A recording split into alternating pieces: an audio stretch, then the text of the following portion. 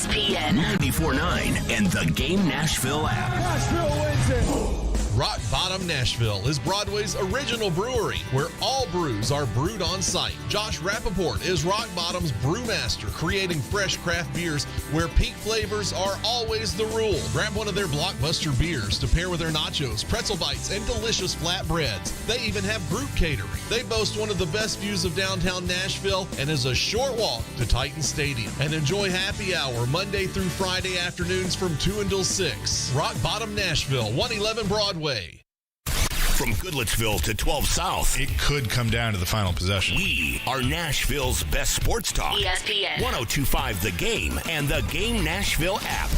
You're listening to NFL Pregame. Pregame show is live at Corner Pub in Cool Springs. Mark Howard, Chris Sanders hanging out here. We'll get to the four most important stories today in the Titans-Seahawks game, but first, scores around the NFL. The Panthers up 17-0 on the Saints. Who dat won by 30 last week, and they're down 17-0. They have no coaches because of COVID, but they're down 17-0. The Bears up 7-0 over the Bengals late in the second quarter. The Texans, Chris Sanders Texans, Mark. The Texans and the Browns are tied at 14. Chris Sanders thinks the Texans are going to be good this year. The Rams lead the Colts. This is the one that we're going to be keeping our eyes on most, obviously. The Rams lead the Colts 10-6 at the half. Broncos 10, Jaguars 7. That game with 1 minute to go in the first. Bills 14-0 over the Dolphins. Patriots up 10-3 over the Jets. Eagles up 3-0 over the 49ers. And the Steelers lead the Raiders 7-6, though the Raiders are driving all the games here at Corner Pub and all the corner pubs, but this Corner Pub specifically because we're watching all of them. It reminds me, Chris and I were joking about this off air. When we would do the later pregame shows with the late game, getting Floyd's attention to talk on the pregame show sometimes is a little bit of a problem. Oh, my God. Because he'd always be like dialed into some random play and Saints, Panthers, and so on and so forth. But it's time now as we get ready for the Titans and the Seahawks. It's time to move the chains with the four biggest stories.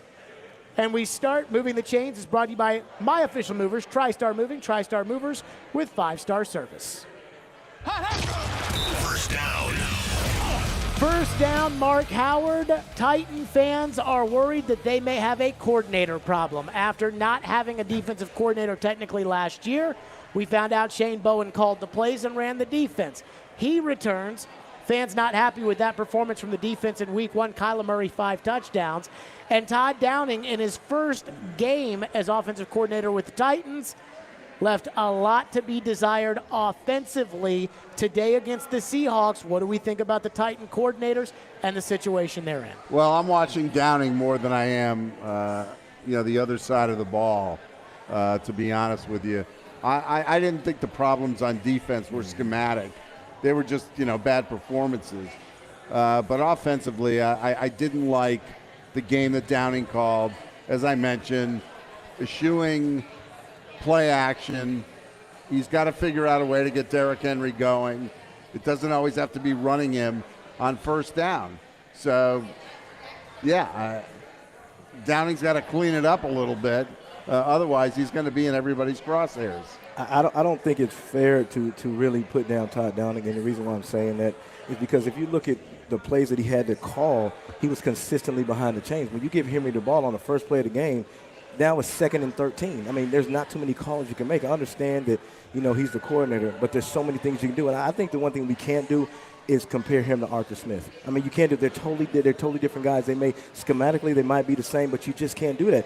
But I think on the defensive side, when you have Shane Bowen, the consistent thing that we keep talking about is getting off on third down and getting to the quarterback. That's something that you put in, and the guys have to make sure they implement that. So I just think that we got to give both of these coordinators time. If they come out and the same thing happens against the Seattle Seahawks and the Indianapolis Colts and the Jacksonville Jaguars, then now we start to look and say maybe it's the coordinator's problem. Well, but one of the reasons why they were playing behind the chains was because Downing was terrible with his calls on first down. He was putting his offense behind the 8 ball. Yeah, but on the first play of the game, when you give it to Henry, when that defense has so much pressure in there in the backfield, it's 2nd and 13. So, what do you do? Because everybody wants to see Henry get the ball and have him, make them explosive plays, but you can't make explosive plays when you have 6 or 7 guys in your face. I just think that is tough as a play caller to when it's 2nd and 13 as opposed. 2nd and 13 as opposed to being 2nd and 5. That's totally different.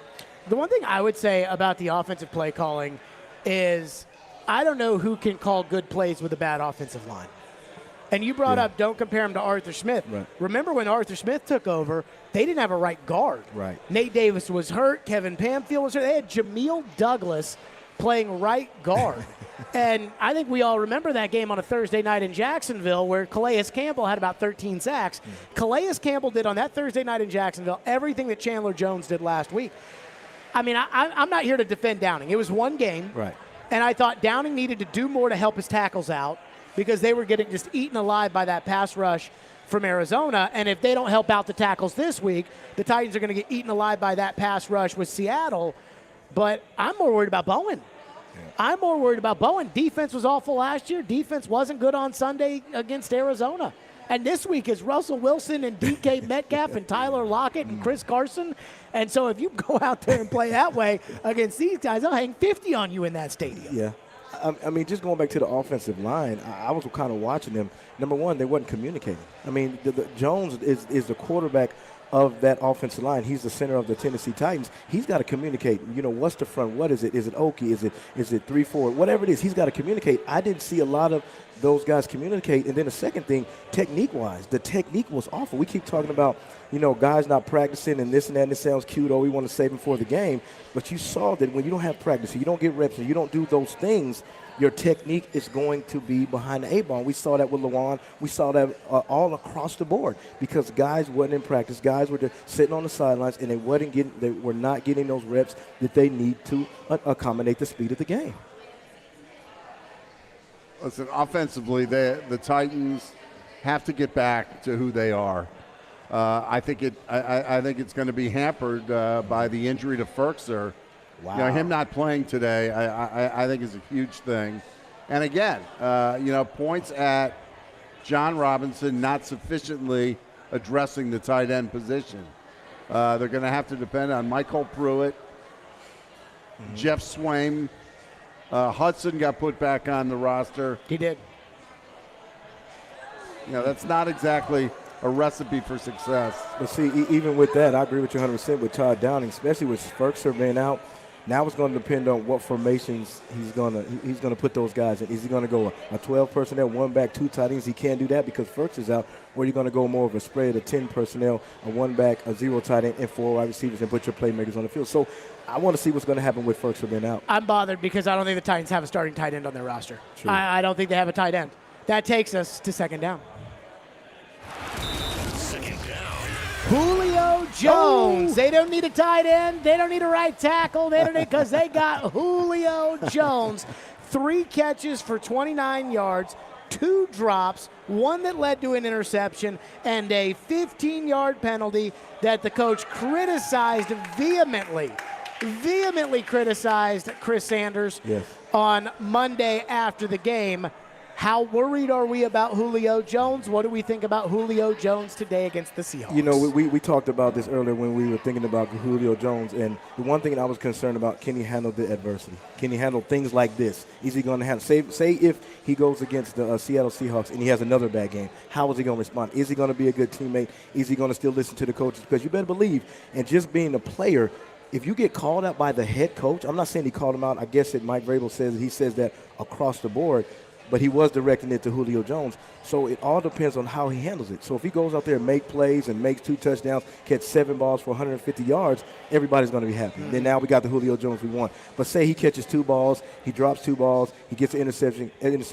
He calls an interception, and he gets another personal foul. What are we going to start to say? Is he a good teammate? Can he make plays? Or is this the guy that we want to be a part of this team? Mark, does the name Carl Pickens enter your mind at all whenever it comes to all the hype around Julio Jones? Well, I was on your show Thursday with Caroline, and that's what I said. Starts to look like Carl Pickens 2.0, that a guy who had a great career with one team, in that case the Bengals, and Carl Pickens had a borderline Hall of Fame career in Cincinnati, and he got here and his hamstrings were gone. Chris will tell you. Yeah. He just wasn't a good teammate. I mean, Chris does not like Carl Pickens. No, I'm still mad at that dude today because when he came in, we both had 81, right? He said he wanted to fight me to get my 81. I said, hey, dog, hey, I may not be big, I may not be strong, but I can throw these hands. Wow, way to stand up for your number. Thank you. And then he didn't do anything. You want to listen, and I'm not being mean or anything. You want a guy to be a great stinking teammate. You want him to be a good teammate. You want a guy that says, you know what, you may catch 5 balls, I may catch 2, but I'm not mad. But I think that if it keeps going like it is and coach calls him out again and he catches 3 balls for 29 like he did last year, he's not going to be a happy camper. You think there's any hope here with Julio Jones? Yeah, I'm not throwing him overboard yet, but it was not an inspiring start. You want to send somebody to take the piano off his back because he looked slow. He did. And that, a lot of times, and Chris will tell you, a lot of times when you look slow out there, it's because you're not comfortable or familiar, with the scheme. I know routes are routes and all that, but they got to play faster too. Yep. That was a huge thing. It looked like they were playing underwater last week. And just like what Lewan said, he said it felt like he was in quicksand. I mean, when you feel like that as a player, that's going to be tough. And going back to Julio Jones, when you talk about older, he's not playing as fast. It goes back to Randy Moss. When Randy Moss came here, he's a speed guy, but he lost a little bit of his speed, so now he had to run routes. Same thing with Julio Jones. Now, instead of him beating guys deep, he's got to run routes. You can't just get away with your speed now, and they give you 7 or 8 yards cushion, and they come up in pressure. You got to run routes now. That takes us to third down. Third down, Derrick Henry could not get going against Arizona. Couple that with his performance that I think shocked a lot of us against the Ravens in the playoffs, and that's 2 sub-70-yard games in a row for Derrick Henry. We expect 100, 150, 200 yards. The Seahawks had the 5th best rush defense in the NFL a year ago. They held Jonathan Taylor in check last week in Indianapolis. Bunch of defensive linemen for Pete Carroll and the Seahawks. Chris Sanders, how worried are we about Derrick Henry right now? I'm not worried. I know he's going to bounce back, but I think the scheme of the Arizona Cardinals were really, really good. Is what they did is they shot different guys in the A and B gap and made Henry run side to side. I mean, when you get Henry run side to side, he's not as explosive, and you can just hit his legs and he falls. So I think the Seattle Seahawks are going to do exactly the same. They're going to, maybe blitz a linebacker or maybe blitz a safety in the A or B gap to make him go side to side. So I think that it goes back to Todd Downing. He's got to make sure he puts Henry in a position to be successful. If they run the outside zone, they got to make sure they have an extra blocker or somebody if somebody shoots that A and B gap. Listen, you knew that at some point somebody was going to try to, neutralize Henry, and they hit him behind the line. Yep. And by doing that, they slowed him up. But, Henry's always been a great runner after contact, and I think they'll adjust. But I thought that Arizona did a lot of good things. They set the edge, because they know that Henry doesn't mind turning it wide. And I just thought that they executed their defensive game plan to perfection. And if the Titans aren't effective, if the Titans get behind, that sort of, I don't say it eliminates Derrick Henry from the equation, but it certainly reduces his effectiveness. So, just another reason why you don't want to fall behind or fall behind big. Yeah, and then it just goes back, it falls on Todd Downing again, is what formation is going to give him the best way to be successful. I mean, that's what it boils down to, because the formations that they were in, Arizona was right there to fill the gaps and make sure they stop Henry behind the line of scrimmage. And that takes us to our 4th and final down. 4th down. Kicker. So the Titans have more kickers that have been on the team over the last couple of years that are making field goals for other teams than they do guys on their team that can actually kick. So Michael Badgley signed into Sunday's game, misses a kick, misses an extra point. He's gone. Randy Bullock, longtime veteran, is now in as the kicker of the Titans. And I'm not sure he'll have a very long leash either. But Mark Howard, this is a team that just, no matter what they can do, just do not get it right at the kicker position. Yeah, and Bullock's like one of those relief pitchers in Major League Baseball who's on a different team, every year. David Weathers. Yeah. There are even better examples. Joaquin Soria. I mean, I could go through a litany of guys. But the point is, again, the Titans' casualness with approaching kicker. And I think it's ridiculous. And I think it's come back to bite them. And to me, it has weakened this roster. I just think that the Tennessee Titans are getting a guy instead of the guy. I mean, when we played with when I played with the Tennessee Titans, Del Greco wasn't the guy. He was the guy. He was a guy that you can definitely, depend on. You can't just get a guy and say, okay, we just fill the spot. I mean, you can't do that because it's always going to come down to an extra point or a field goal. I mean, just look at the guy that they signed now. I think it's Randy Bullock. Yep. This is what scares me. He played 107 NFL games. He's 168 for 202 in field goals. I mean, what's the difference between him and Bagley? I mean, there's no difference. But you got, and I'm not disrespecting any coach, and I'm not putting the organization down, but you got to make this a priority. Just like you have a receiver in A.J. Brown and Julio Jones, you made it a preference to get an explosive player. You got to get a player at that position that you can definitely count on. And the reason why we as fans and a lot of people are uneasy about the field goal kicker is because he's unknown and we don't know him. Do we think that at any point this kicking situation can be about coaching? Because I think it's easy. People look at field goal kicker like, yeah, just come in and nobody coaches a kicker what to do. Just kick the ball. But all these guys have left the Titans and are making field goals on other teams. Ryan Succop's making field goals on other teams. Ryan Santoso's making field goals. Well, Cairo Santos, Cody Parkey. All these guys are making field goals that have been kicking here and can't kick. And Ackerman just keeps running. And I think Ackerman's a terrible special teams coach. And they just keep running out a new kicker, and he keeps missing. And it's like, the ninth kicker sucked. Like, at what point do the Titans need to look in the mirror? Well, I don't think it's really that. Because for the most part, Ackerman, I don't think does a lot of on-the-field coaching when it comes to his kickers. Maybe a little. That they might tweak a guy. That's why they brought in James Wilhoit, who's a place-kicking specialist. But if you look back through history, it wasn't so much that a lot of these guys were ineffective. Succop got hurt. I mean, that's what it came down to. Sure. And some of the others, who was it? Was it Greg Bishop? Greg Joseph. Greg Joseph, rather. Yeah, they just decided not to bring him back. He never really got a chance. No, he was terrible. He went to training camp last year. Floyd went to one training camp practice. He's a longtime special teams coach. He comes up to my house and goes, I just saw the kickers, cut them both. I'm like, wait a minute, what do you mean cut them both? He goes, cut them both. Yeah. I say, Dave McGinnis told me that you can't have instant analysis in training camp on something like that. And he goes, I watched him miss from 35. Then I watched him try again and miss from 35. You missed once, okay, fine, make the adjustment, hit the ball. And he missed a third time. Yeah. And he was like, and to me, I feel like Steven Gostkowski, now we know his best days are behind him when he kicked last year for the Titans. Right. But Steven Gostkowski was one of the most accurate kickers in the history of the National Football League. And he can't kick here.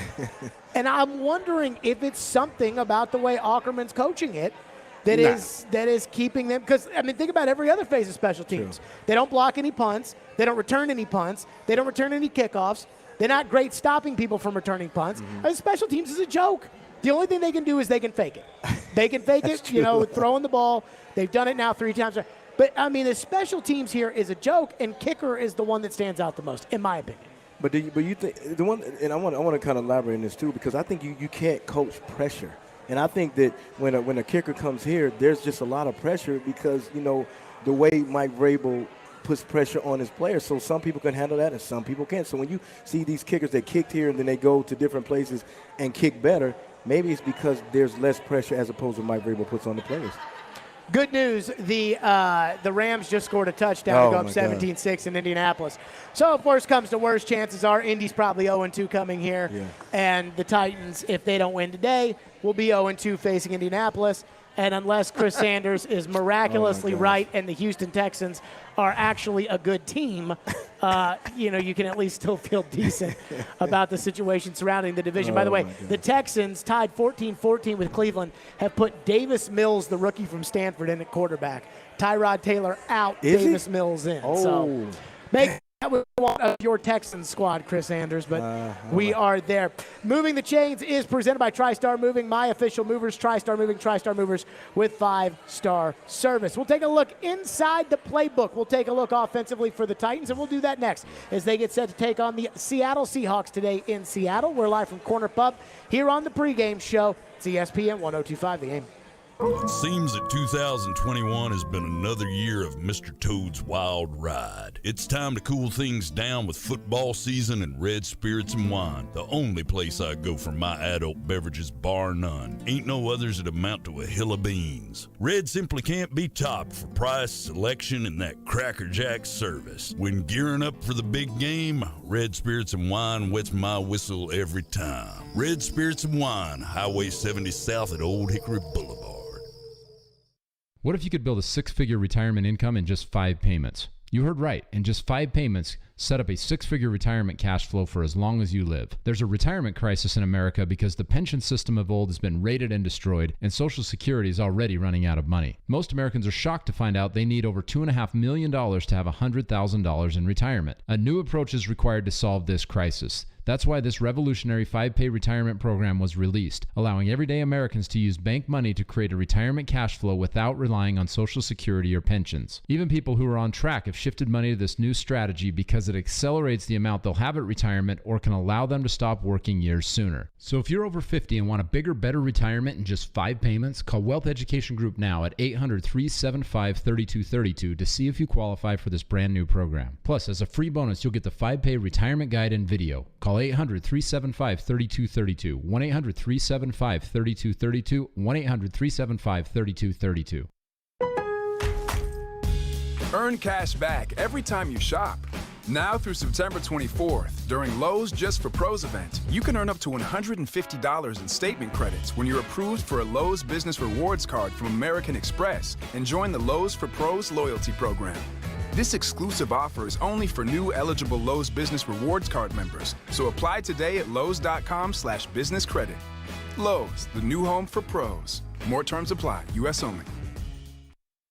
Think you could avoid being drawn into a cult? The answer might surprise you.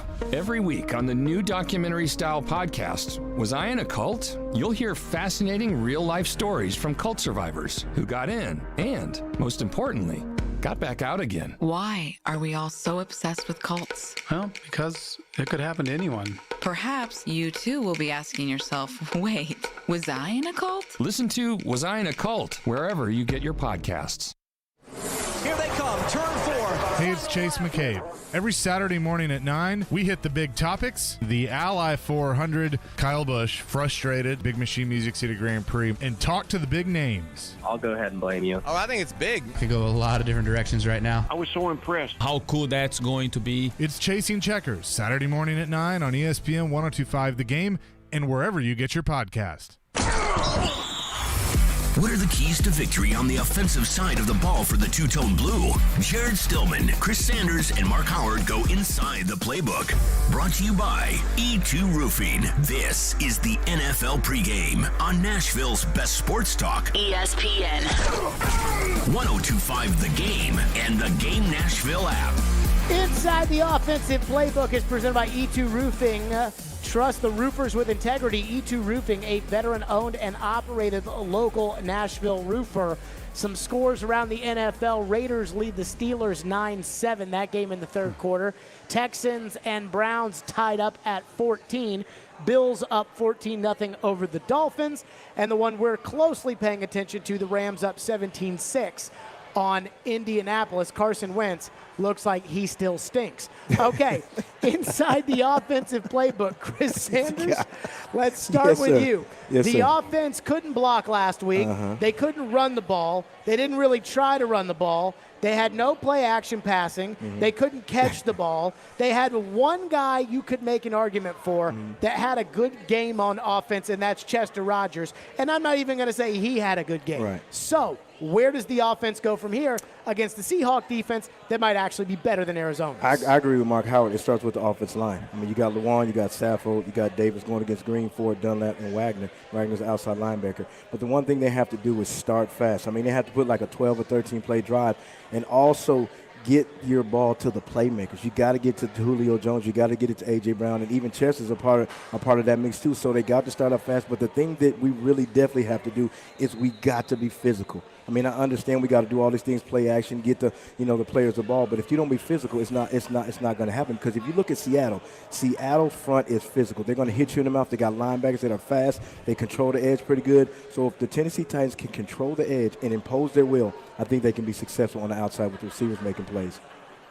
Well, I also think that the Titans' offensive linemen have to do a good job of keeping the Seattle D linemen from freeing Bobby Wagner to being a tackling machine.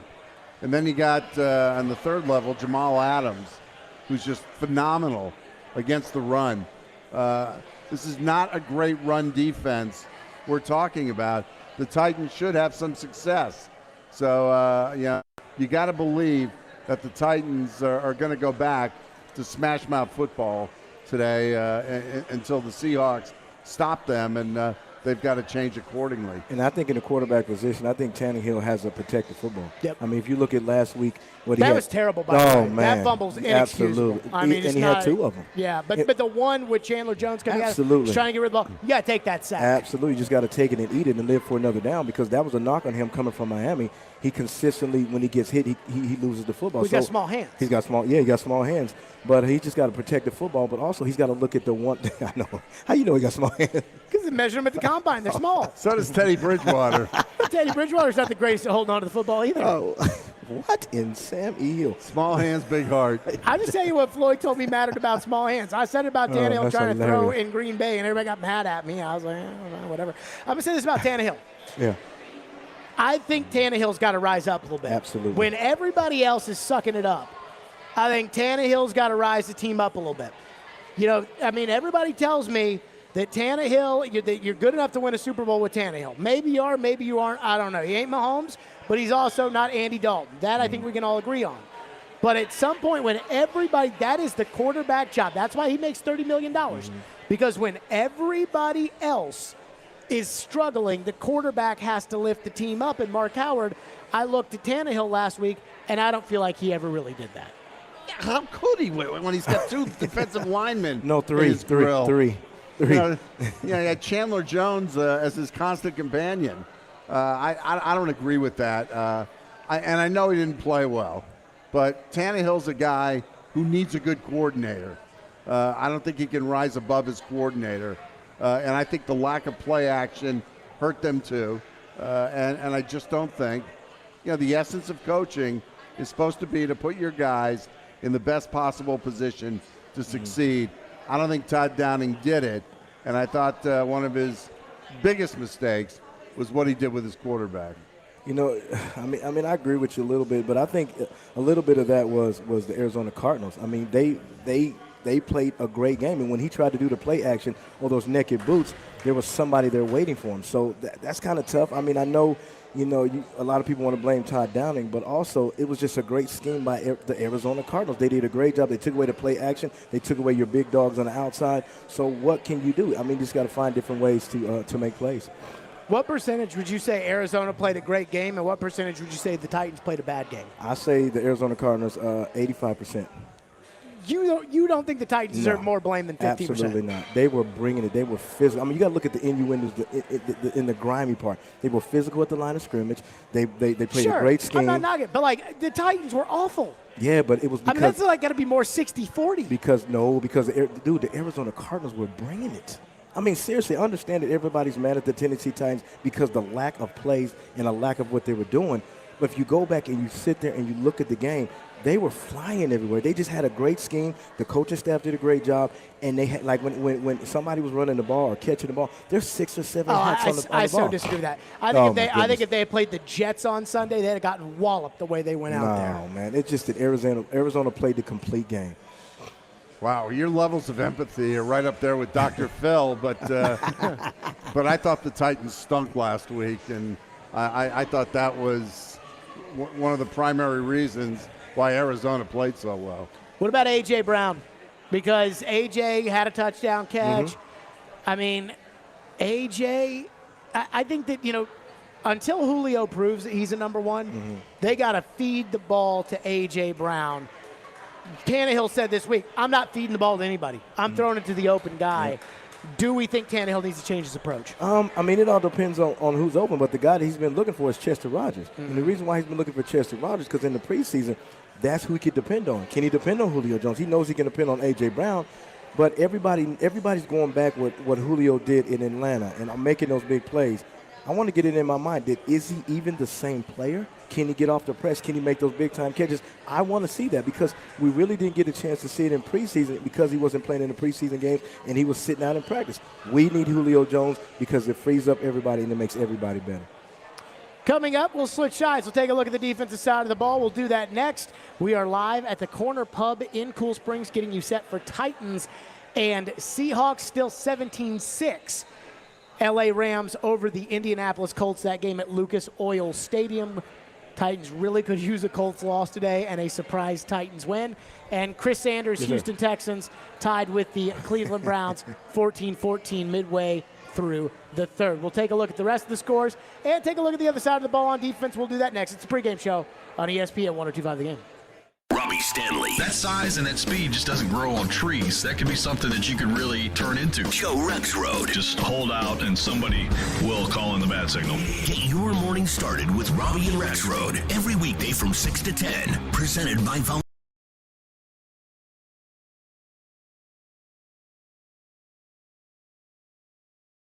With all the new people moving here recently, we thought it'd be a good idea to explain Genesis Diamonds. If you've lived here a while, you know all this, so bear with us. Genesis Diamonds is not an ordinary jewelry store. It was started decades ago by a major diamond wholesaler based in Tel Aviv. He was the diamond supplier for hundreds of upscale jewelry stores. Then he decided to start selling direct to the public at prices that undercut traditional jewelers in a big way. This no middleman approach caught on fast and disrupted the traditional jewelry business model forever. Today, Genesis Diamonds continues that extraordinary value promise. With the highest quality diamonds, the lowest prices, the strongest guarantees, exceptional service, and a mind-blowing selection of fine diamonds and exclusive designer jewelry. So if you've just moved here from New York or California or wherever, we invite you to discover the secret the locals are well aware of. Genesis Diamonds. Just another great reason you made the move to this extraordinary place we're proud to call home.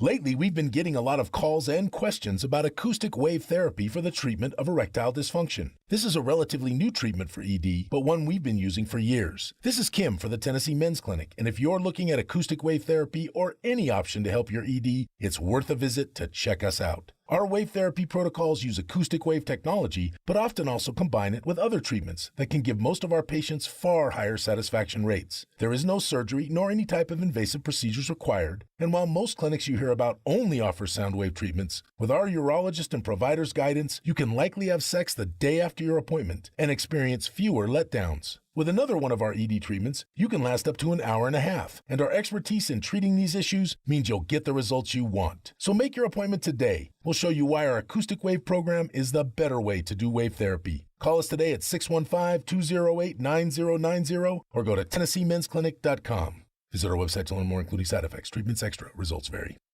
Parman Tractor and Equipment is your one-stop tractor and equipment solution and Middle Tennessee's Link Belt and Takeuchi dealer. No matter how you're getting there, start with Parman Tractor and Equipment. Rent or purchase a track loader, mini excavator, large excavators for your job site, or something in between. Their service and parts team will get your work site up and running in no time. Parman Tractor and Equipment will come to you for service if needed. Visit ParmanTractor.com for more info. Your Middle Tennessee Link Belt and Takeuchi dealer, providing totally outrageous customer service.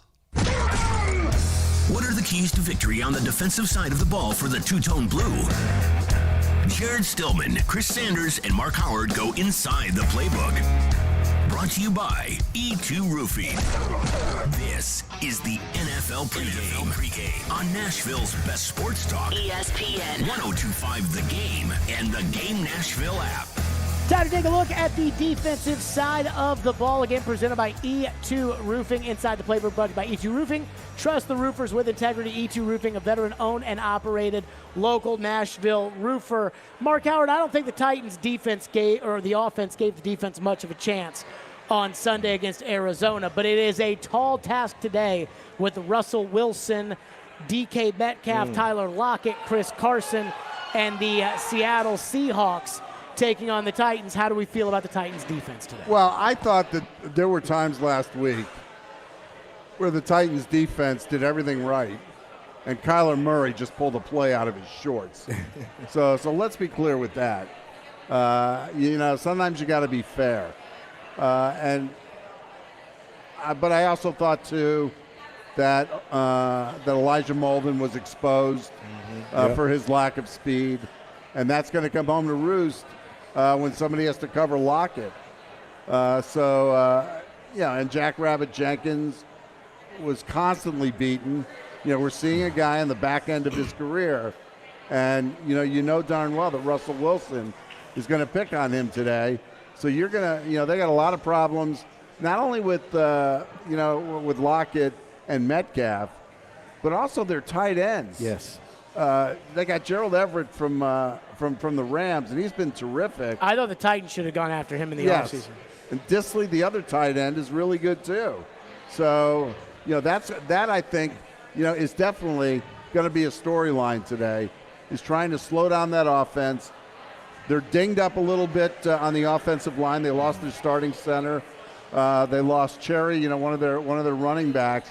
But Carson is their main running back.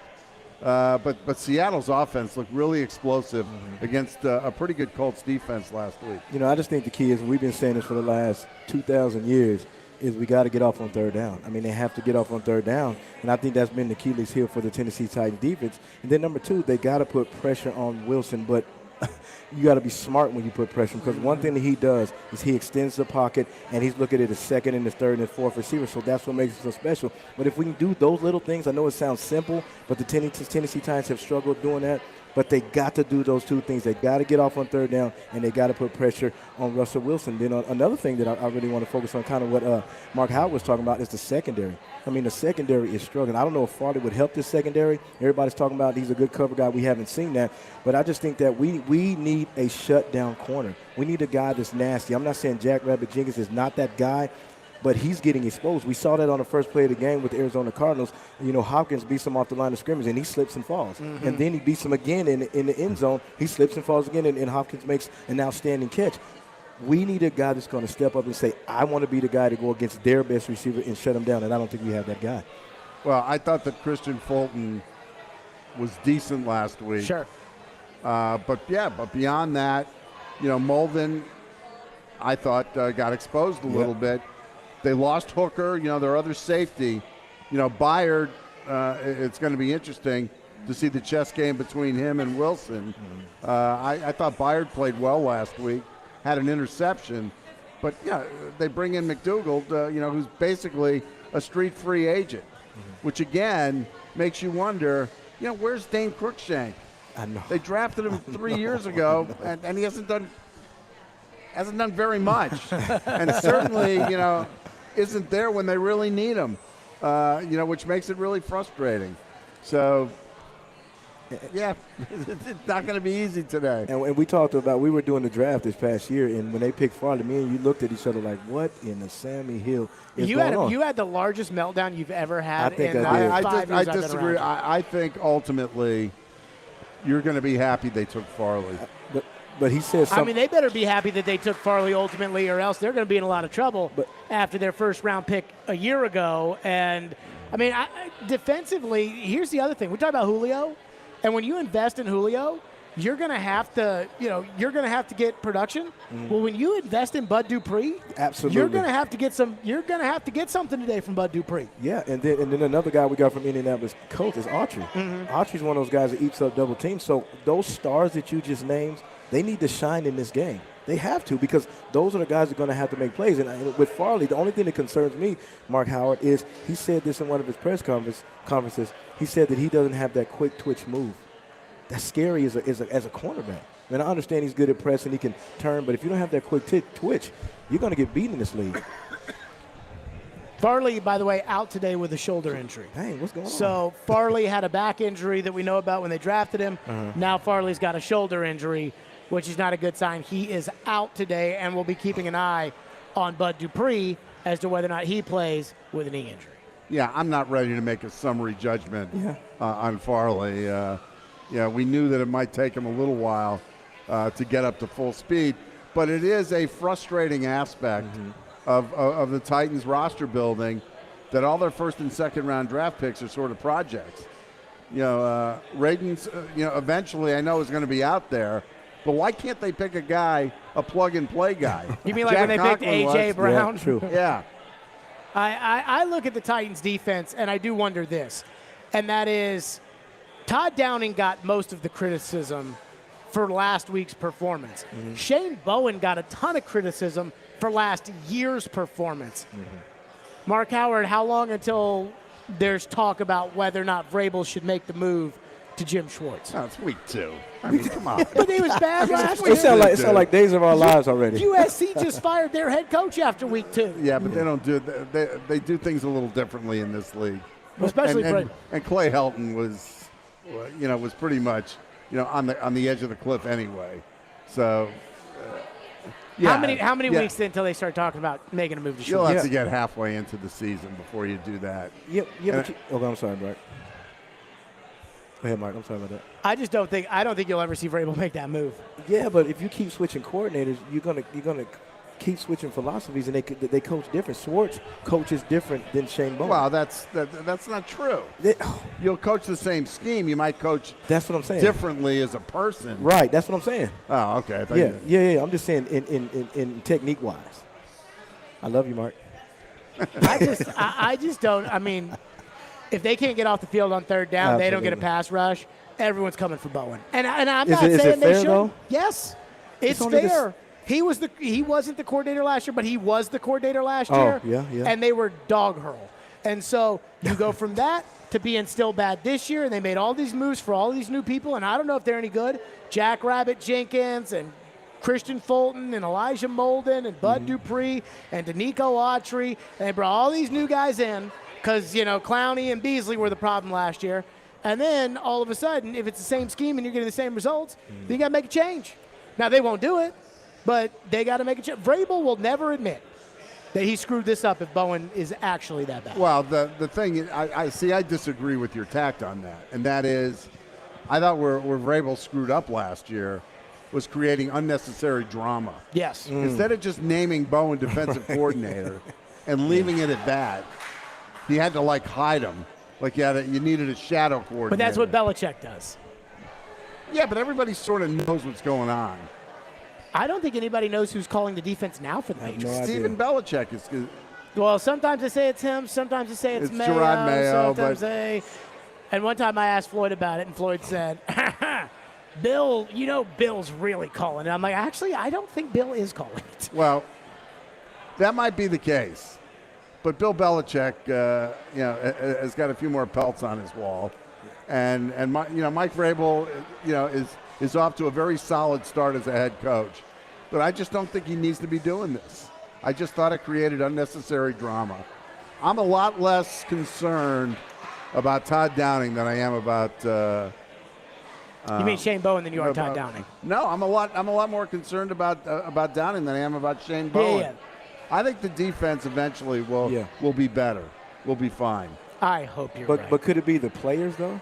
I mean, because he switched them out. I know. I'm just saying, but if you're putting these guys in position to make plays and they're not making plays, does that fall on the scheme or does it fall on the coaches? That's what I'm saying. I'm asking. I think you're going to start seeing some finger pointing. We talked about this last year.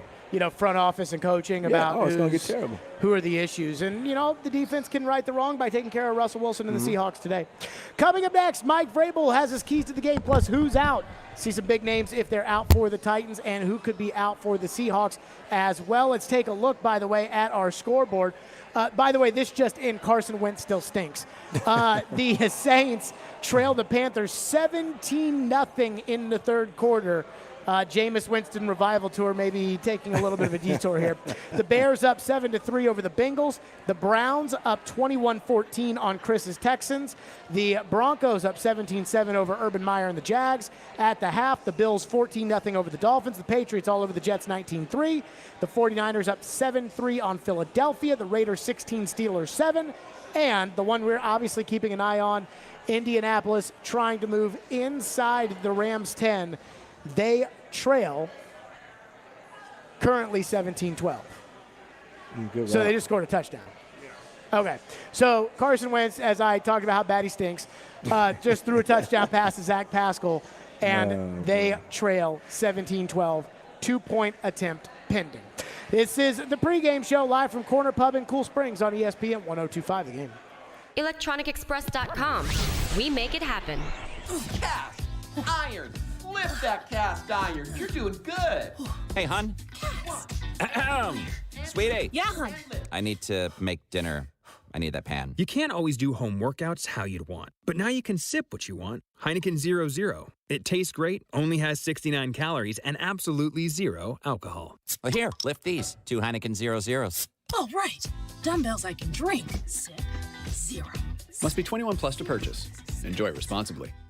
Hey, Robbie Stanley here, and the biggest game coming up this Sunday is the Chiefs and Ravens. At FanDuel Sportsbook is about to make it even bigger because FanDuel is giving new customers 30-1 odds on either team to win. That means you can end the weekend the right way by winning $150 on a $5 bet. Really like the Chiefs in this matchup against the Ravens. They've sustained a lot of injuries as of late, so I'm going with Kansas City, but you take it any way you want to take it. Offers like this are just one of the many reasons I love betting the NFL on FanDuel. It's easy to use, safe and secure, and they get you your money quickly in as little as 24 hours. So see for yourself why FanDuel is America's #1 sportsbook. Just sign up with promo code ROB this Sunday before the Chiefs take on the Ravens. Once again, that promo code is ROB, exclusively on the FanDuel Sportsbook app. You must be 21 or older and present in Tennessee. New users only. A $10 first deposit required. Must wager in designated offer market. A max bonus of $150. Bonus for Tennessee users fulfilled in site credit within 72 hours. Tennessee site credit expires 14 days after receipt. Restrictions apply. See full terms at sportsbook.fanduel.com. Got a gambling problem? Call the Tennessee Red Line at 1-800-889-9789.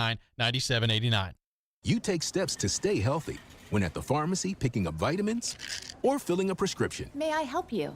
Take another healthy step right now and ask the pharmacist how Prevnar 13 can help protect you from pneumococcal pneumonia, a potentially serious bacterial lung disease. If you're 65 or older, a trip to the pharmacy is a lot more pleasant than a trip to the hospital because of pneumococcal pneumonia. Help protect yourself with the Prevnar 13 pneumococcal 13-valent conjugate vaccine, diphtheria CRM197 protein. Prevnar 13 is approved for adults to help prevent infections from 13 strains of the bacteria that cause pneumococcal pneumonia. Prevnar 13 does not protect against all strains of the disease. Stop by the pharmacy today and ask about Prevnar 13. Learn more at Prevnar13.com. Don't get Prevnar 13 if you have had a severe allergic reaction to the vaccine or its ingredients. Adults with a weakened immune system may have a lower response to the vaccine. The most commonly reported side effect was pain at the injection site. For additional common side effects and full prescribing information, please call 1-866-694-9300 or visit Prevnar13.com. Nashville's best sports talk, locally owned, home of our Nashville Predators. WPRT-FM Pegram, 97.5 Murfreesboro, WBUZ HD2 Laverne, online at thegamenashville.com. We are ESPN 102.5 The Game. Live from Corner Pub in Cool Springs. We'll get to Mike Vrabel's keys in just a second. Teron Davenport will be with us. Chris Sanders, Yes, Mark sir. Howard here on the pregame show. The Inactives are out for the Titans, and we got some big names to discuss. Out for the Titans today, left tackle Taylor Lewan tweaking a knee in warm-ups. Remember, coming off of the torn ACL and the terrible game on Sunday, Taylor Lewan out for the Titans today. Linebacker Jayon Brown out for the Titans today. Tight end Anthony Ferkser out for the Titans today. Wide receiver Cam Batson, corner Caleb Farley, and outside linebacker Derek Roberson all inactive today. So the Titans are going to go to Seattle and win with no left tackle, no right tackle, no starting tight end, no backup tight end because Ferkser's out, and no Jayon Brown. And they're going to win. No. I'm jokingly saying that, and the reason why I say that is because you remember When 12 or 13 guys had COVID, they had a situation worse than against the Bills. Against the Bills. So, except that was here. I know. I'm just trying to get a fan some comfort level here, man. Don't start writing a Disney movie here. Yeah, I mean, it's tough, but, the one thing about Vrabel, he's built for this. He's been through the adversity. He's been through all the stuff. He did that last year with all the COVID and all that stuff, and they beat a good Buffalo Bills team, so you never know what might happen. This reminds me of a couple of years ago, this game also being here. The Titans were getting set to take on the Texans. They had no tackles. Mariota was out. Right. And somehow, some way, with a Byard touchdown pass on a fake punt, they found a way to beat the Texans. In large part thanks to Jadeveon Clowney's 15-yard penalty on the bench that helped the Titans win that game. But, Mark, I mean, we saw how bummed out I got during the draft shows. I'm pretty bummed out right. They don't have any tackles. They don't have a single starting caliber tackle in the NFL right now. Tackle. No, they do not. Zero. This is an important position. I will not argue with you on that point. They tackle. This is not like safety or like punt return. This is an important position against a team that has pass rushers, and they don't have a tackle. Hey, and they're going to have to go silent count. I know. And they practiced the silent count with Taylor Lewan all week. I know. And so now they're putting in some bum who can't play, and they know can't play, and hasn't practiced the silent count, and they haven't been in front of a crowd in over a year and a half, and now they're oh my God. Hey, how much you are? You 6 feet, what, 330? I mean, they can call you and put you at left tackle. Oh, man, I'm a foot too short and 100 pounds too light. Oh, no. Oh, my goodness. I'm serious, guys. I'm serious. They don't have a tackle. Hide the sharp objects. They don't have a tackle. No, they don't. How are they? And watch they end up winning. How are they going to win? Oh, my goodness. Oh, my goodness. I don't. Good thing. You need a hug, don't you, man? What could he have possibly done to that knee in warm-ups? I think he got hurt last week. Wink, wink. You got to catch it. You think this is a loser's cramp? No, I don't want to disrespect him, man. I'm not going to say that. I'm not going to say that. I just think that. Well, that's pretty harsh. That's pretty. No, I'm not going to say that. It's just that he got hurt in warm-ups. Leave it at that. Leave it at that. He got Mark, hurt in how are your warm-ups. thoughts? Well, it certainly makes this a lot tougher. Yeah. There's no question about it. And you're going to see a lot of max protect probably today. So what formation do you get in? Well, you send A.J. Brown and Julio Jones out and hope they can beat their corners. Yeah, but then if you don't have no protection, I mean, if you go 12. You're in max protect. I mean, I know. If you can't protect your quarterback in max protect, then there's really. So that's basically like a 12 What are you going to double max protect? I'm not sure. I mean, what do you do? I mean, you're going to go like a 12 personnel, like what you said. With You two know what tight you ends. do? What you do? You put your head through your legs and kiss your rear end goodbye. That's what you do. And then watch they end up winning the game, man, after all this stuff. I actually, the thing about Vrabel is that since Vrabel has been the coach, every game that they've gone into that's like this where you're like, they have no chance to win. And they win it. They find a way to win that game, so I understand that. But they don't have a tackle. Yeah. They don't have a starting You act caliber. like that's a big deal. It's huge against this. They don't have a starting caliber tackle. A tackle. That's a bit, oh my God. Dylan Radin's active today. Maybe he makes his NFL debut. Silent count. Is there any way that this is going to work, silent count with backup tackles, when they haven't practiced? If Dylan Radins gets out there playing in Seattle, you want to talk about a baptism under fire. How many pops until you take Tannehill out of the game today? He's going to stay in the game. He's a tough guy. I'm saying if you get Tannehill popped pretty well and all of a sudden you're losing to Seattle, yeah, you're going to leave him back out there with that offensive line? Who's playing offensive line today? Right now, off the top of my head. I hope it's Ty Sambrilo at left tackle, though I'm worried it's going to be Kendall Lamb. Mm-hmm. Roger Saffold at left guard. I would consider, I can't believe I'm saying this, I would consider kicking Saffold out to tackle today. I mean, you're going to have to. But here's what that goes back to Todd Downing again. But here's what they can do. to eliminate the rush or the pass rush or trying to stop the run, quick passes. You're going to have to go more to the quick game, kind of like with the Pittsburgh Steelers. They go more to the quick game because that eliminates the rush and eliminates the pass. No tackle. What do we make of Jayon Brown being out today?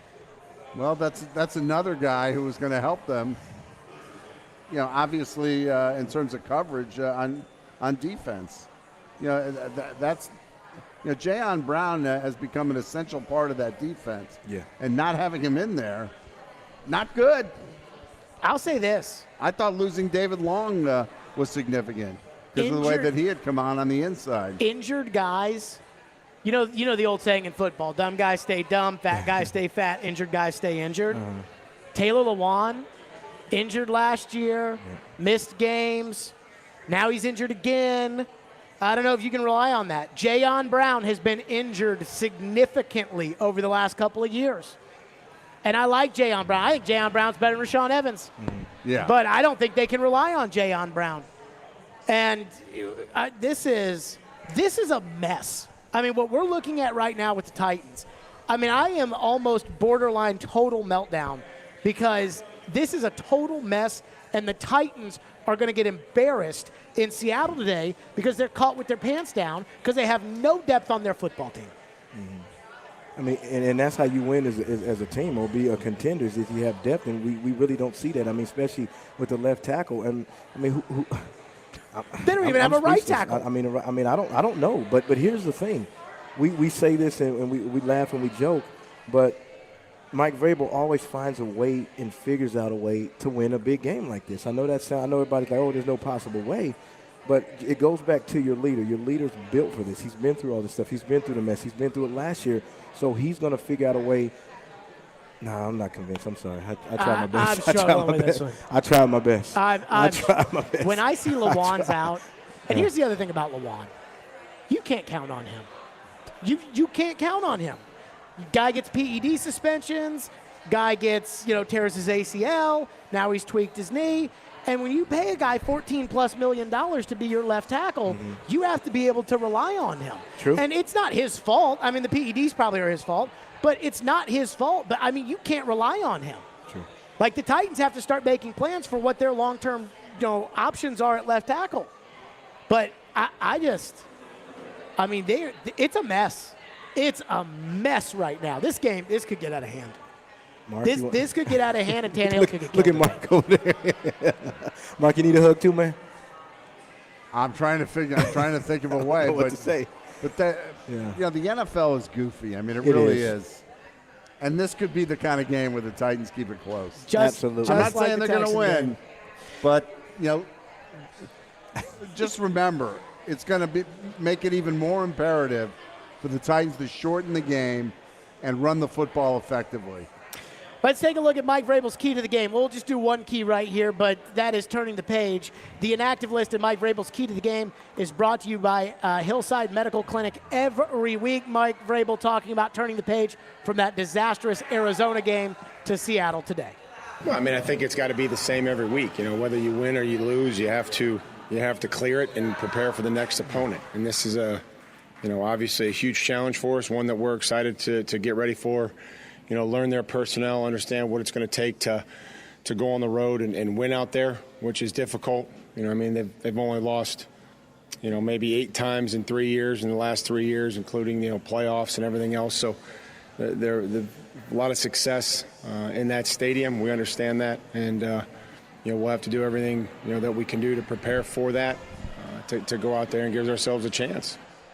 How hard is it going to be in that stadium, Chris Sanders, with a backup left tackle who probably hasn't practiced a silent count? It's going to be tough because they're 17 and 18 in home openers. And then also the last time they lost a home opener was when Mike Homer was the coach in 2008. So all the things are against the Tennessee Titans. You don't have a left tackle. You really don't have a right tackle. You got Farley that's in there. You got all these things are against the Tennessee Titans. But it's just I have this weird, crazy feeling that the Tennessee Titans are going to, just like what Mark Howard said, is they're going to keep it close or they're going to find a way to win. Because just like he said, the NFL is goofy. It is goofy. The team that you think is going to dominate is the team that loses. And the team you think is going to lose comes out winning. So I don't know. I know it's going to be a struggle with all those guys that we just named that are out. But I still think that if they can go down there and stay to the process, you never know what might happen. Jayon Brown, by the way, injured a hamstring, so that's why he's out. Did not practice on Friday. I'm guessing that he injured it on Thursday. Yeah. Chris has to take off to MBA's football practice. The NBA Big Red have a big game this weekend. So, Chris, we will see you next week as we get set for the Titans and the Colts. Mark Howard with us. TD is in Seattle. Let's go. He's got a video of Taylor Lewan walking off the field. We'll ask TD what happened to Taylor. And we'll get the latest from Seattle, and we'll do that coming up next. It's the pregame show on ESPN 102.5 The Game. Derrick Henry, stiff arm, touchdown Titans. Can Derrick Henry and the Titans get into the win column? Wilson fires downfield. Lockett, he's got it. Touchdown. Or will the defense continue to get exposed when they face Russell Wilson? Tune in all day Monday for full reaction to Titans Seahawks. Talking Titans? We are Nashville's best sports talk. ESPN 102.5 The Game and the Game Nashville app. It's back. The world's biggest spa sale at Family Leisure. How do you know it's the world's biggest spa sale? Well, it has to be. It is sponsored by Artesian, American Select, and Strong Spas. Those are some of the biggest brands, and it's at 12 Family Leisure locations across the country. That is pretty big, but there's more than 700 spas in stock and incoming at the Family Leisure stores, and many more display model spas at liquidation prices. Spa prices start as low as $39.99. That's more than 1,000 spas on sale. Thanks to Artesian, Family Leisure has a $10,000 spa for only $69.99. And Strong has a $6,000 spa for only $39.99. What about those new swim spas? Family Leisure has a huge 12-foot swim spa for only $17,999. And that's a ridiculously low price. Family Leisure always guarantees the lowest price, but during the world's biggest spa sale, they are blowing everyone away. I sure have wanted a spa for a long time. Now's the time. It's the world's biggest spa sale at Family Leisure. Both locations, Franklin and Antioch. Family and fun come together. Cheers to you, girl. I know you're excited about the new job. Oh, thanks so much. Hey, is that my engagement ring you're wearing? Don't be silly. Oh, wow. They are identical. How did that happen? Don't tell me. He went to jail. Yeah, yours too, I guess. Wow. Don't make her settle for one of those cookie cutter rings from the big corporate chain jewelry stores. At Genesis Diamonds, you can get her a stunning one-of-a-kind designer ring, one that's as unique as she is. Genesis has over 4,000 handcrafted rings from world-class designers like Tacori, Viraggio, Henry Dossi, and others. These are designers that you'll never see in one of those mega corporate stores, but we have them starting at under $1,000. So ladies, don't settle for the ordinary, for a ring that will be yours and yours alone. Make sure he goes to Genesis Diamonds. Continuously voted best jewelry store and best place to buy an engagement ring. Green Hills and Cool Springs. Hey, it's Jared for TriStar Moving. If you're looking to move, you need to give my friends at TriStar Moving a call. At TriStar Moving, you'll get 5-star service throughout the entire process. Everything will be taken care of, from covering your floors, banisters, railings, front door thresholds, furniture, TVs, and more. They took great care of my move and made it as stress-free as possible. If you're looking to move, give TriStar Moving a call, 615-640-1219, or visit them at nashvillemoving.org/radio and get 5% off your entire move. TriStar Moving, my official movers. From West End to Nolensville, he's taken the next step. We are Nashville's best sports talk. ESPN 102.5 The Game and the Game Nashville app. It's game day for the Two-Tone Blue. And we're inching closer to kickoff. This is the NFL pregame with Jared Stillman, forever receiver Chris Sanders, and Mark Howard. Now, let's get an update from the stadium with ESPN's Teron Davenport, brought to you by Freedom Tire Guys on Nashville's best sports talk. ESPN 102.5 The Game and the Game Nashville app. Live at Corner Pub in Cool Springs, where the news is out. Taylor Lewan injured in warm-ups, getting ready for the Titans and the Seahawks. We go on the scene to Seattle, where Teron Davenport is standing by, presented by Freedom Tire Guys, freedomtireguys.com. TD, what happened to Taylor Lewan? That's the thing we keep wondering around here, as he is out with a knee injury from warm-ups. What did you see? What have you heard on the Taylor Lewan front, TD? Yeah, Lewan was out there working his normal pregame stuff with Coach Keith Carter. He was hitting the bags. I actually had a video, and right after I posted the video where he was hitting the bag and just kind of like working on driving and just reach blocks and those type of things, he went down and he was holding his knee, and then next thing you know, he popped up, and then he walked off. And as he walked off, he had a noticeable limp.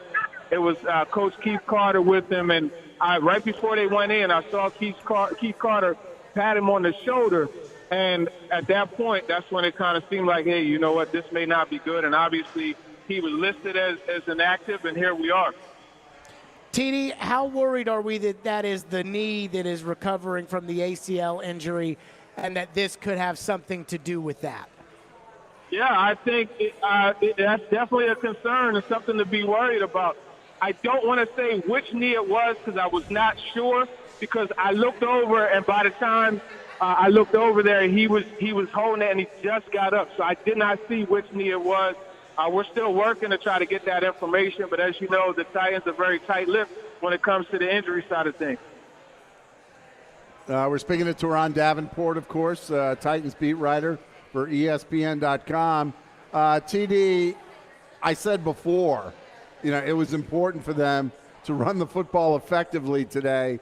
How much is that heightened by Lawan's injury, the need to shorten the game?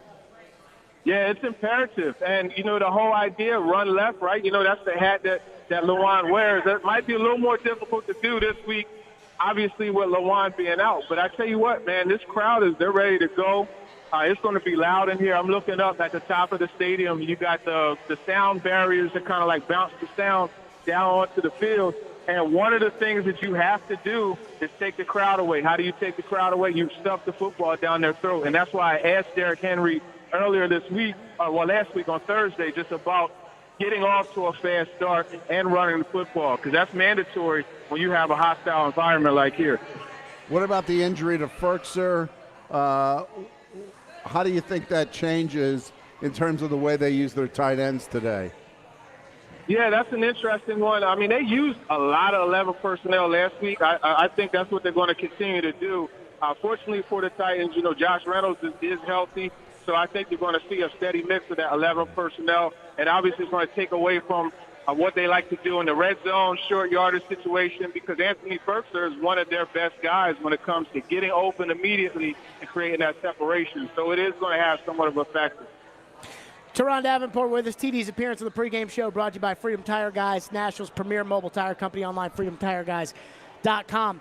TD, how is this team going to line up on the offensive line? We saw Kendall Lamb go out there for Lawan last week and was not impressive. Is there a chance we see Dylan Radins maybe at tackle or Ty Sambrilo line up at tackle today? What do we think the Titans' options are? And how hard is it going to be to keep Tannehill safe today? Yeah, I think it is going to, in fact, be Kendall Lamb. I wouldn't put Radins out there in that situation. This crowd is loud. This is a guy who hasn't played a lot of left tackle. You're going to put him out there, and they have to communicate and run, with the silent count and those type of things. I wouldn't set him up like that. So, I mean, you signed Kendall Lamb to come in, right? He's wearing number 71. The last guy that wore number 71 was Dennis Kelly. He's replaced him, so now it's going to be time for him to step up. What about on the defensive side of the ball? They were outstanding, Russell Wilson and the Seattle offense. But what about those two receivers, Lockett and Metcalf, against the Titans cornerbacks? Yeah, that's the big test, right? And Metcalf is just unbelievably big.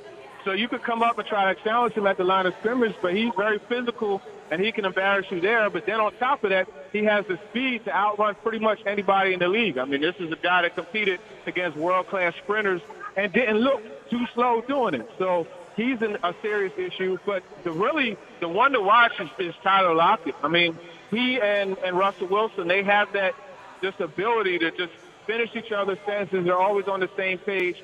So many times you have those broken plays and those type of things, and what ends up happening is he turns his route upfield or he'll roll to one side of the field when Russell Wilson is going, and they connect for big plays, and that's what they do, man. Tyler Lockett is a serious weapon, so those two together are a problem. But then also you work off of that because they use Metcalf, his speed and the way he threatens defenses. They use him to stretch it out. Then they have stuff with the tight end and other players coming underneath. TD, what do you make of the way that the offensive skill players, we know the line was a mess last week, and without Taylor Lewan, who vowed to play better this week, they're probably going to be a mess too. But the offensive skill players that we know have talent in this league, Derrick Henry, A.J. Brown, Julio Jones, Ryan Tannehill, with all the issues they're going to have today, the noise, the injuries, how much is on their shoulders to be able to get this team to rise above it? It's all on their shoulders. I think really in this situation, especially like you have Jamal Adams, who they like to rush off of the edge. When you have these type of players that are able, and Darrell Taylor, who had a really good week last week as well. I mean, there's so many weapons that this team has to attack. You have to, it's all about pitch and catch, quick throws, get the ball to your guys on the perimeters. Let A.J. Brown, I mean, that's another thing that would deflate this crowd, right? A.J. Brown on a slant, runs through a tackle, and outruns everybody to the end zone. It'll be silent in here. And that's what they need to do, those type of things, take advantage of their guys who can make plays. And I think A.J. Brown has a big game today. It was kind of funny, TD. I don't know if you were watching the Washington Giants game Thursday, seeing Adam Humphrey playing for Washington. Yeah. But what about Josh Reynolds making his Titans debut today as the slot guy? Yeah, Mark, your timing is impeccable because Josh Reynolds is coming out right now with the skill position players, and he is, in fact, making his Titans debut. So it's going to be good. The thing that he brings to the table that I don't know that Rodgers does is his ability to stretch the football field. He's really good at that when you have a quarterback that could get the ball to him down the field. He didn't have that with the Rams in his career, but Tannehill, that's one of the reasons he wanted to come here. TD, last thing for you. Randy Bullock, I asked you last week, how did Michael Bagley look in warm-ups? I think this is just going to be a question that we end every TD segment on the pregame show with. How has Randy Bullock, the flavor of the week at kicker for the Titans, looked in warm-ups? Yeah, I mean, he looked okay to me. I didn't see him miss any or anything like that, but we know that what you do in pregame doesn't always transfer over to the actual game itself. So we're just going to have to see what happens, man. I got to tell you, this is if you were going to bet anything, it'd be when he goes out to kick, all right, 20 before you see it. What do you think? TD, as always, we appreciate it. We look forward to your breakdowns. Whiteboard Wednesday, you'll be on with Darren Donick and Chase tomorrow. Of course, the TD Power Hour on Thursday, Talking with TD podcast. And pretty much anywhere, if you try to access the Titans, there is something TD there for you to see. Appreciate you, TD.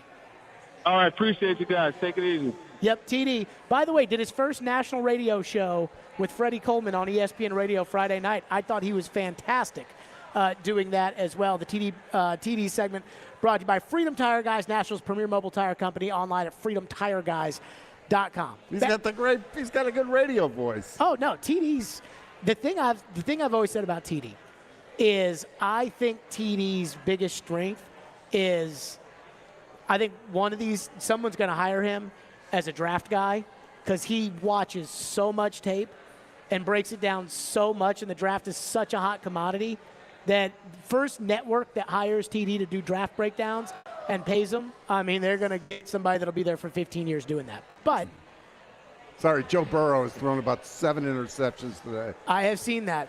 There was a disaster in the Indianapolis Colts game for all of us as the Rams fumbled a punt into the end zone that was picked up by the Colts. They took a 21-17 lead, and then Matthew Stafford in 3 plays just goes right down the field for a touchdown. So the Rams took the lead back in that one. And I think with all these injuries the Titans have, if you're a Titan fan, the number one key to today's game absolutely, positively has to be that you pray that the Rams hold on for the rest of this fourth quarter. And you pray that Cleveland holds on to their 24-21 lead right now in the fourth quarter over the Texans, as Chris's Texans don't look that bad, and right now could probably beat the Titans. Hanging tough. I mean, I am trying to not just be Debbie Downer today. It's the second week of the season, dude. We get 15 after that. I know, but this team sucked last week, and their loudmouth left tackle that they can't rely on is hurt, and the backup that they brought in to replace the perfect backup they had because he made too much money and they cut him. This guy stinks, and they're putting him at left tackle, and they got a practice squad guy at right tackle, and they got a guy who got cut by the Jaguars as their starting tight end, and they're playing Russell Wilson and the Seattle Seahawks this week. It's all right. It's all good. Their first-round pick last year was supposed to play tackle. He went off the reservation. Their first-round pick this year can't stay healthy. I mean, I'm trying, Mark. I'm trying. All right. I'm trying, guys. I'm sorry. You know, hey, we've seen Vrabel win games like this that they had no business winning and they won. But, this is just the one thing This is week 2. Here's the one thing I appreciate. Taylor Lewan's complete unreliability, which I think we can agree with, that you can't rely on Taylor Lewan over the last couple of years. Between the bad play last week, the injury, the PED suspension, the bad play when he first came back from his PED suspension, whatever. When he's good, he's good. But when he's not good, he's not. This is going to make that $15 million question the Titans have this offseason a lot easier. I think when you start doing stuff like that, you make your job even more difficult. When you start giving up on guys, and they're not afraid to do that. But I think Lewan has played well enough when he's out there, to merit bringing him back. I don't think, at least in my mind, he's not one of the question marks. You got to start going out there looking for left tackles when you don't even have a right one. They need to look for a tight end in the next draft. I mean, they got some areas they need to address. They are a mess right now. Well, and they're starting to get old. Then again, they were a mess, and Ryan Tannehill took them to the AFC title game. So we have seen, crazier things. Picks to click. Who's going to click today for the Titans in order for them to beat the Seahawks? We'll do that next. Mark Howard's here. We're live at the Corner Pub in Cool Springs. It's ESPN 102.5 The Game, the pregame show. We'll be back.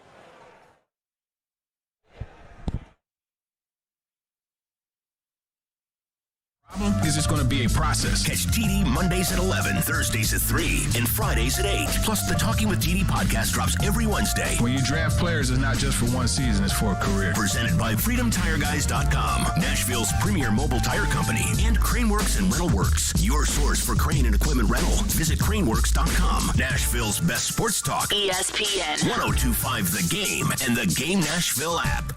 Hey everybody, it's Chase McCabe. Sign up today at BetMGM and enjoy the thrill of victory on your very first bet.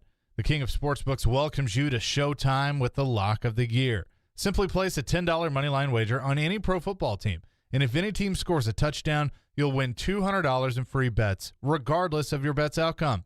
Just use the bonus code 1025GAME200 when you make your first bet to take advantage of this offer. Enjoy football like never before with BetMGM's live betting options, boosted odds specials, and daily promotions at your fingertips all season long. Download the app or go to BetMGM.com. Use that code 1025GAME200 to win $200 in free bets if any pro football team scores a touchdown. Winning is always special, but nothing beats a W at BetMGM. New customer offer, paid and free bets. You must be 21 years or older. Must be in Tennessee. Visit BetMGM.com for a full list of terms and conditions. For problem gambling support, call the Tennessee Red Line at 800-889-9789. It's football season, and Spring Hill Heating and Cooling is here to serve you. Right now, they're running a tune-up special for one system for only $55. You heard that right. A great tune-up special for only $55. One of the many ways you can save at Spring Hill Heating and Cooling. You get 6 months no-interest financing available on repairs. Spring Hill Heating and Cooling, locally owned and operated, offering premium service without the premium price. Visit springhillac.com or call them at 615-778-8855. Vaccines are not enough, and accurate thermometers are essential for everyone. COVID is once again a major concern, and fever is the key symptom for both the flu and COVID. An accurate thermometer, like the Exergen temporal scanner, is essential to detect fevers early and reliably. Studies have shown that non-contact thermometers are ineffective and therefore dangerous, as they create a false sense of security. Exergen is working with a single focus to ensure that everyone who needs an accurate thermometer can purchase one. Learn more at Exergen.com. Microban 24 protects against Staphylococcus aureus and Enterobacter aerogenes bacteria, but does not provide 24-hour protection against viruses. Every time you touch a surface, you leave behind bacteria. Use Microban 24 sanitizing spray to keep surfaces sanitized all day. Spray on hard surfaces to kill 99.9% of bacteria and viruses initially, including the virus that causes COVID-19. Microban 24 keeps killing bacteria for 24 hours, touch after touch. When used as directed, Microban 24, touch after touch, it doesn't give up. This is NFL Pregame. You're just 1 hour from kickoff. It's time for Jared Stillman and Chris Sanders to make their picks to click for today's game. Picks to click are brought to you by Wholesale Inc., powered by RumbleOn.com on ESPN, 102.5 The Game, and the Game Nashville app. Not Chris Sanders. He's off with NBA football. Mark Howard here. Picks to click are actually presented by Parman Tractor and Equipment. Our Picks to Click on NFL Pregame brought to you every week by Parman Tractor and Equipment. I do have Chris Sanders' Picks to Click in front of me, Mark Howard. His offensive pick to click, surprise, surprise, Ryan Tannehill. His defensive pick to click, Jackrabbit Jenkins. We'll get to those in a second. Boy, oh boy. Is he an optimist? Here's my offensive pick to. What would you like? You know what? You go first. Your offensive pick to click. My offensive pick to click is going to be Derrick Henry. He is certainly going to be given the opportunity to carry the offense today. So that's my guy. On defense, I'm going to say Kevin Byard. I like the way he played last week. I think against a quarterback like Russell Wilson, we're going to see his abilities as a center fielder. He picked one off last week. I think he has at least one pick today. I'm going to go, my offensive pick to click today is going to be, and this is almost an homage to the GM because it used to drive me nuts when Floyd would do this. I think the interior of the offensive line has to play their butts off today because the tackles are a mess with no Taylor Lewan out there and with a third stringer and David Quessenberry at right tackle. And think about it this way. Last year, David Quessenberry was the third string left tackle. He's now the starting right tackle, which is bad. But Kendall Lamb, who's going to be on the left side, was not good enough to be better than the third string guy at right tackle. So that interior offensive line, to your point about running the ball with Derrick Henry, that interior of the offensive line better be mauling dudes to let Derrick Henry run up the middle because if he doesn't, they are screwed today. I think that's fairly accurate. And if I had to throw one other one in there, honestly, Todd Downing's got to do something to protect these tackles. And I don't know what it's going to. Here's what I think they got to do. I think they need to go 6 offensive linemen on every play. Eligible tackle every play. Okay. And I know you think that's stupid. Well, but they're essentially going to do that anyway, Jared, because I think they're going to have 2 tights at least. So he's going to be so that extra tight end will essentially be a 6th offensive lineman who will be eligible to catch passes. Right, and I'd rather just have another lineman run out there. Yeah, like that, like instead of the facade with Pruitt and Swaim of like, hey, these guys might actually run off into the pattern and catch. Forget about it. Just put the 2 tackles, just put them out there. Have 4 Can you have 4? Can you have 2 eligible tackles on one play? Like to catch passes? We'll bring in Sam Brilo and Radens. Well, yeah, but they're essentially not tackles though. I know, but you make them the extra. They're tight ends, but they're better blockers than tight ends. I just think they got to think about it. Just think about it. My defensive pick to click, it's got to be Bud Dupree. I mean, in all seriousness, when you pay the guy $1 bajillion to come in and rush the passer, he's got to rush the passer. And he didn't rush the passer last week. And I know it's early, and you're not going to say, okay, that 5-year contract was a total bust because it didn't work in the first 2 weeks. But wouldn't you like to see something out of it? And Russell's going to run around, and the only way that you do anything that keeps Russell from running around and doing whatever he pleases is to knock Russell down. So I know what Harold Landry can do. I know it's not going to be good enough.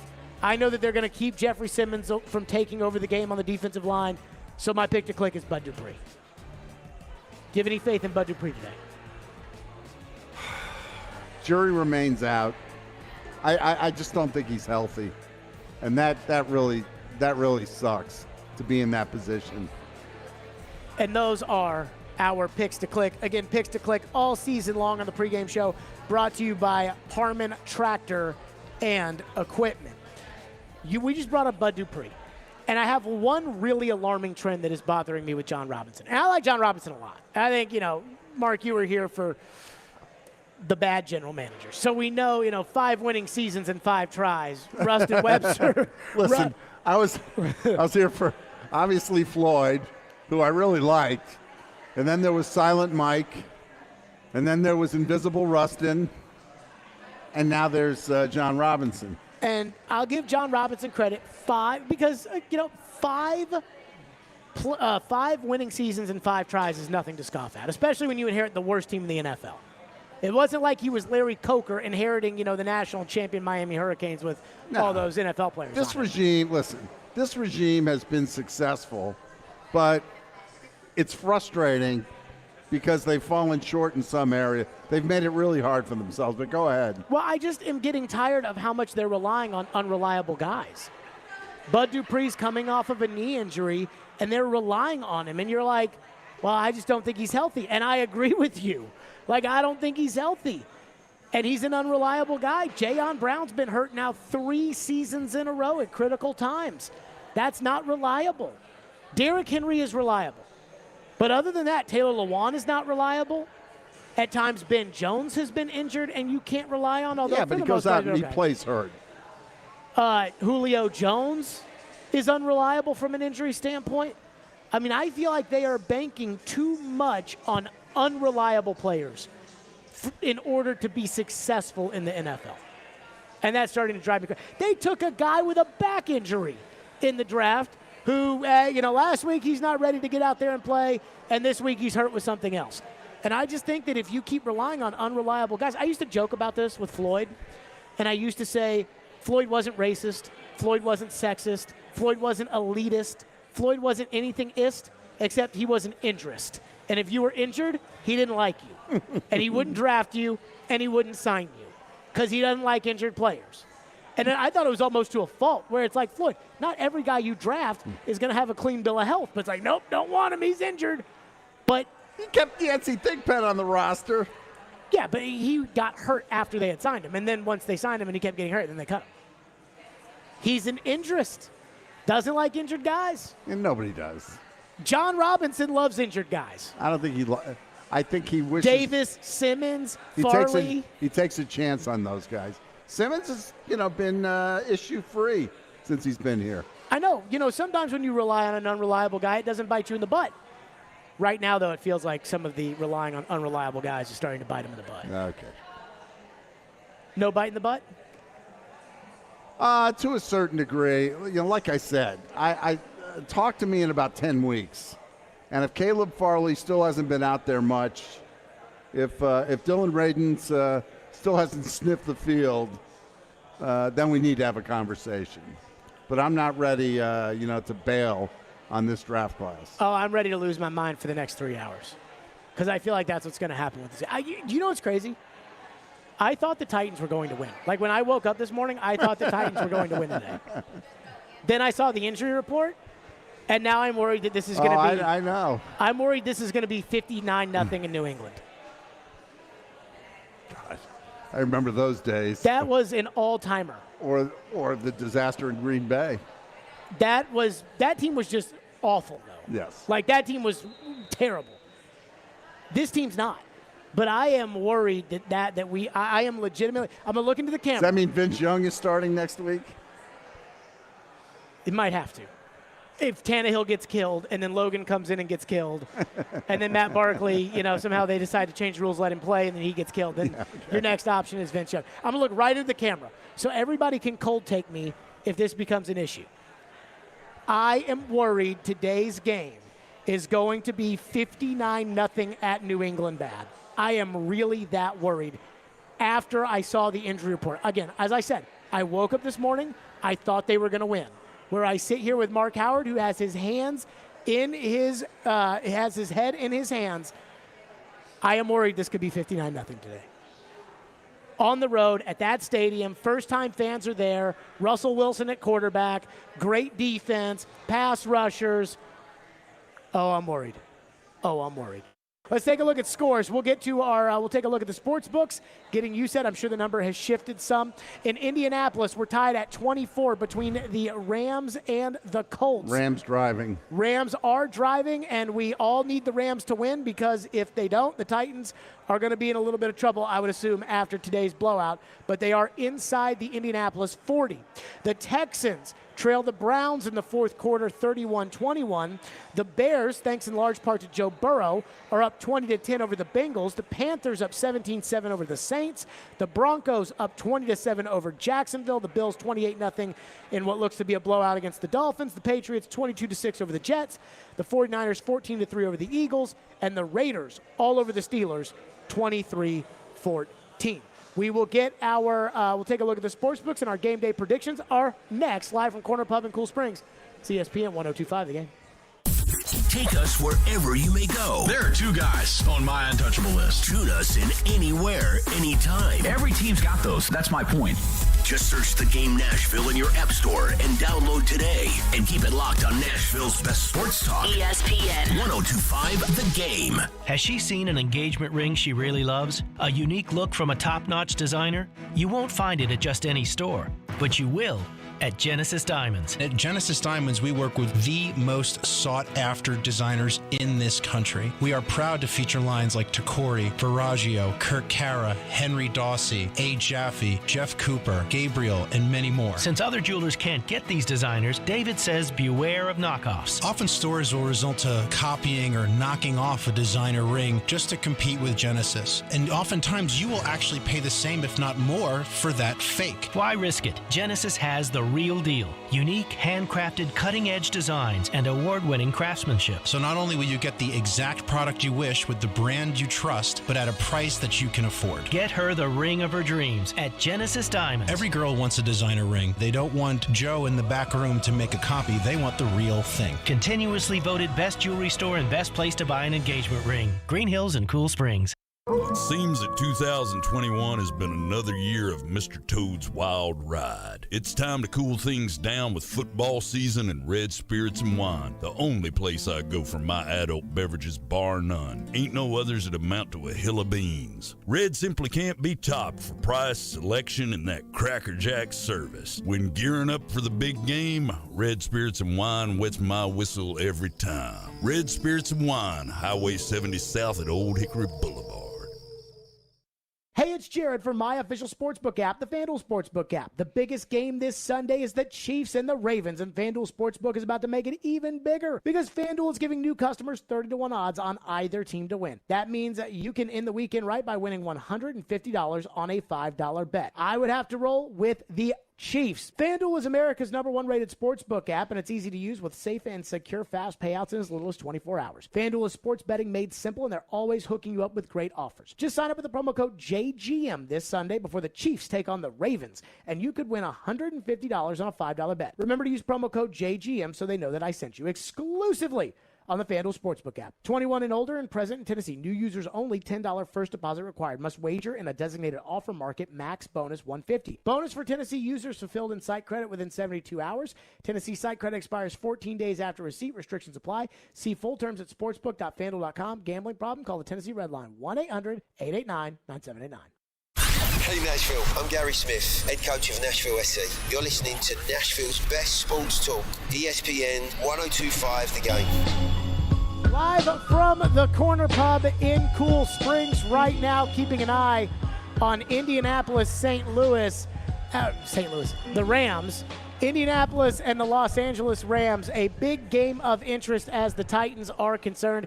It does look like the Houston Texans are going to lose to the Cleveland Browns, so there's good news there if you're a Titan fan. The Jags are a complete and total mess, so there's good news there. 27-24, Rams, 2:23 to go. Carson Wentz looks like he is. Jacob Eason's going into the game? Jacob Eason is going into the game for the Colts, so there's good news there. Let's take a look at the sports books. at today's game for the Titans and the Seahawks. The latest odds on today's game are brought to you by the FanDuel Sportsbook, America's #1 sportsbook, and my official sportsbook, as we take a look at today's betting odds for the Titans and the Seahawks. As I would expect, those numbers have changed since the news that Taylor Lewan is out. As of right now, the line is still Seattle -6.5. The over-under 53.5 points in today's game. And if you take a look deeper, as there are more markets, more things you can get in on this game. Anytime touchdown scorer for the game, Chris Carson leads the way at -195, Derrick Henry 150, DK Metcalf 125, Tyler Lockett 110, and A.J. Brown and Julio Jones +115 and +165 respectively. Are you surprised that the number has not moved since the news that Jayon Brown and Taylor Lewan are out today? Well, not Jayon Brown. I'm a little surprised about Lewan.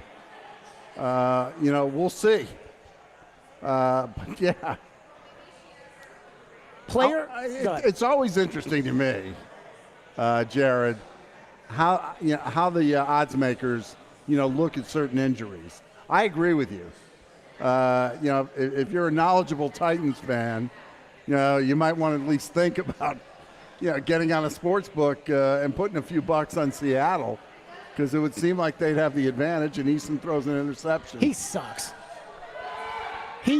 I watched him in the preseason, and he sucks. So the Rams, it looks like they're going to win. Jacob Eason just threw an interception up 27-24, and it wasn't even like a good interception. Yeah. I mean, it was just crap. Well, the Rams pressure is going to bother you anyway. And that's a tough defense to face, just coming into the game ice cold. Oh, yeah. In all fairness. Yeah, having no real NFL experience, coming into the game ice cold, Jalen Ramsey with the interception. But, as I said, I do think Eason sucks. The passing line numbers, over-under passing for Russell Wilson, 274.5 today. Ryan Tannehill, 257.5. What do you think of those two numbers? About what you would expect. If the Titans get behind, Tannehill's going to have to throw the ball. It's weird. I just want them to play better today. If they win, great. If they don't, let's be honest. This was a game that even, in the best situation, we thought the Titans might lose this game. Mm-hmm. So I just want them to play better. And I think they will. And I hate to say that because that sort of makes it a moral victory. But they need to play well. I think everything else after that takes care of itself. We've seen now through 2 weeks that the Colts have their own issues. And they start at quarterback, to be honest. And with Wentz getting hurt, you wonder if that carries over in the next week. Do we see Jacob Eason? Oh, my Lord, I hope so. Well, there's a reason why he's in, because Wentz is clearly hurt. Yeah, Wentz brought the Colts back, and they were in the lead. By the way, shocking, it took 2 games for Carson Wentz to get hurt. By the way, the rushing total, first of all, Chris Carson is listed at 67.5 yards. I just slammed the over there. Derrick Henry, 90.5 yards. I'd slam the under on that. Well, you are the eternal optimist, aren't you? Well, I mean, I'm just keeping it real. I know. Listen, you know what? You're not wrong. I mean, But the thing with Henry that makes it hard to bet the under, he can bust. He can get bust one play one. and he can get it. Yeah, I mean and if you're the Titans, honestly, you got to hope Henry does bust one today, because you're going to need that kind of play. You're going to need things to happen that are all kooky and crazy today. Well, this is the day you might see another fake, punt fake. This is the day where Vrabel's going to have to resort to whatever he can do to maybe, spark the team. He tried that fake last week deep in their own territory. Mm-hmm. And there was, there's a lot of risk there if that thing blows up. But I understand what he was trying to do. He's trying to wake the team up a little bit. And that's the thing about Vrabel that I like. And I think if there's one thing that's improved about Vrabel over the years is his game management and his decisions. Time now for our game day picks. By the way, the latest odds on today's game are brought to you by the FanDuel Sportsbook, America's #1 sportsbook app and my official #1 sportsbook app as well. Our final game picks today are brought to you by Social Furniture, located at 5412 Charlotte Avenue in West Nashville. Shop local, shop social. Excuse me to my friends at Social Furniture. Chris Sanders has given me his final pick for today. He's going Seahawks 24, Titans 14, so he would take the 6 points. Seattle -6.5. Mark Howard, you and Chris both 0-1 after having picked the Titans last week. Well, I picked Arizona to cover, though, last week. You did pick them to cover, so I'll give you credit there. Your final pick today, who wins and why? Seattle 31-17. I just don't see it. I just don't see a road to victory for the Titans. And if that makes me a pessimist, I plead guilty. I'm going to stick with you on the 31. I'm going to go 31-6. I just wow. I'm serious. Like, I just don't. And it's not. And again, I'm not here to sit there and just go bananas all the time, even though I'm sure you probably think that, because anytime that there's something I don't like, I lose my mind. But I just, no Jayon Brown, no Anthony Ferguson, no Taylor Lewan, no tackles, no tight ends, the best middle linebackers out against Russell Wilson on the road in Seattle. I think this one has beat down written all over it. Give me the Seahawks 31-6. That's going to do it for us. We are out of here. We will be back next week, rock bottom before the Titans and the Colts. Titans could be playing for first place, though, on Sunday, which is amazing to think about, but that could be the case. We will see you then, of course, Stillman & Company, tomorrow at 2 o'clock. For everybody here, thanks to the Corner Pub, this has been the pregame show on ESPN 102.5 The Game.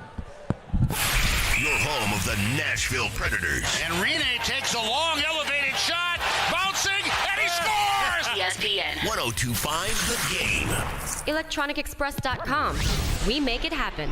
Hey Nashville, it's Jared, and there's a new go-to for home furnishing. The summer clearance sale at Social Furniture, where all furniture is reduced in every department. Designer sofas from $5.99 and leather sofas from $7.99. Queen bedroom sets with queen bed, dresser, and mirror from $11.99. They come in solid, cherry, oak, and gray. Casual 5-piece dining room sets starting at $3.99, and formal dining sets starting at $5.99. Sealy, Stearns & Foster, Simmons, Serta, and Purple Mattress, all sizes on sale. Social Furniture on the west side is independently home-owned furniture store in Nashville. Forget the big box store. Shop local, shop social. They have all the best brand mattresses, sofas, recliners, love seats, sectionals, coffee tables, and more with no waiting. They will deliver it the same day. That's with everything at Social Furniture. Enjoy new furniture now with no waiting. Shop local, shop social. 5412 Charlotte Avenue near White Bridge Road, and tell them Jared Stillman sent you.